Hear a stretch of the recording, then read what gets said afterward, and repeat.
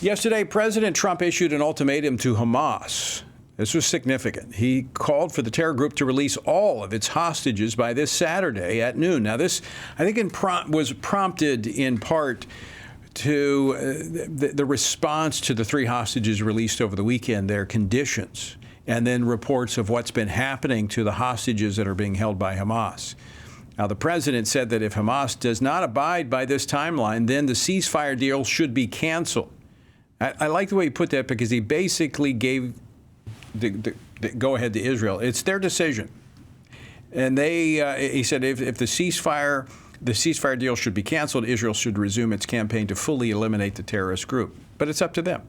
Well, earlier today, Prime Minister Benjamin Netanyahu, after about a 4-hour war cabinet meeting, released a statement affirming President Trump's message, basically stating if those hostages are not released by Saturday, well, they'll be back in Gaza.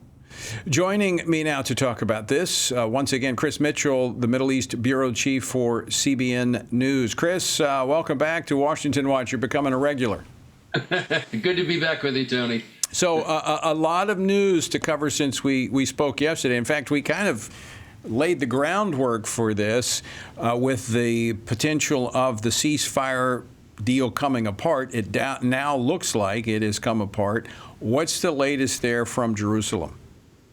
Well, as you said, the Security Cabinet met for 4 hours today, and Netanyahu came out with a statement that if the hostages are not released, then Israel will go back into Gaza.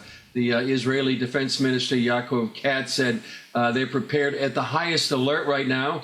They've canceled reserves, any vacations, and they've called up even more reserves, Tony. So they're prepared, if need be, to resume the war if these hostages are not released on Saturday. There's a little bit of uncertainty about whether all of the hostages have to be released in Israel's point of view. But we will see. Hamas is saying that it will now go back to the original ceasefire deal. However, they were the ones that actually stopped this ceasefire deal just before Trump made his announcement in Ultimatum. Too late.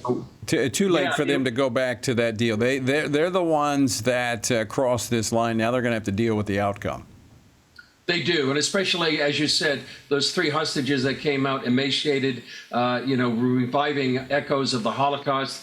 I think it really upset personally President Trump, and I think that's part of the reason for his ultimatum and why he laid down the gauntlet. But as you said as well, he really is giving Israel latitude to what they need to do since they're really here with boots on the ground, ready to go in if necessary. And that's the position I believe America should take, is to be supportive of Israel, not dictate what Israel should do one way or the other. I would have to think, after our conversation yesterday and more information has circulated, that the public there in Israel is somewhat galvanized after they've seen the condition of these hostages.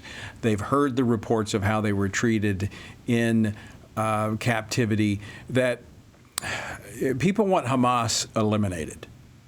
That's right. I would say the entire nation has been galvanized, Tony. But as we have seen almost since October 7th, there is a difference of opinion of how to respond to Hamas. Some are saying the time is running out. We know how bad these last 3 hostages were. We expect that maybe the other hostages may be even in worse conditions. So time is of the essence. We need to do anything we do to get them out. On the other hand, Tony, and you have members of the coalition government by Netanyahu saying this is the time to go in. We need to defeat Hamas, and certainly we want to make sure that the hostages are safe, but we have to eliminate this evil right on our doorstep.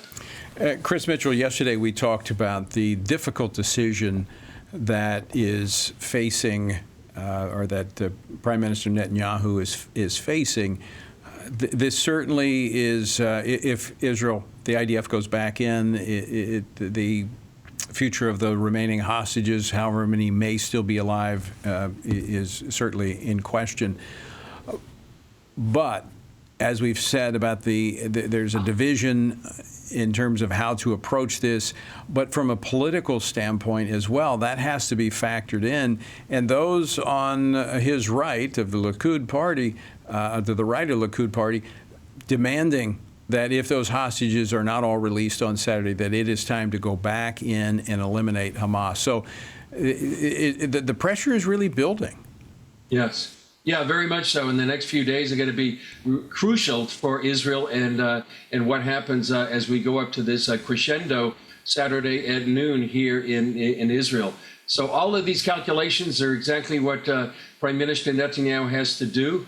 And he's coming back from really a triumphant meeting with the president last week, with members on Capitol Hill and other members of the administration. But now he's got a real dilemma right now. And that's why, as we have talked many times, Tony, how important it is to be praying for Prime Minister Netanyahu and all the Israeli leaders here having this conundrum. And, you know, I was watching a video just earlier today that really what happens, Hamas does the kidnapping, and what it does, they step in the background, and it really puts the pressure on the government, whomever that may be, when their citizens are being kidnapped. So just a horrific reality show being played out in real time. Hopefully, the outcome of this will be such that Hamas will not be able to take hostages anymore, and those in the Islamic world that seek to take hostages will think twice about it after they see the outcome. Chris Mitchell, I want to thank you for joining us, and we will certainly encourage people here to pray for Israel, to pray for these hostages, and to pray for Benjamin Netanyahu and his team as they make the decisions going forward in the next 48 to 72 hours. Yeah. Thanks, Tony. Great to be with you.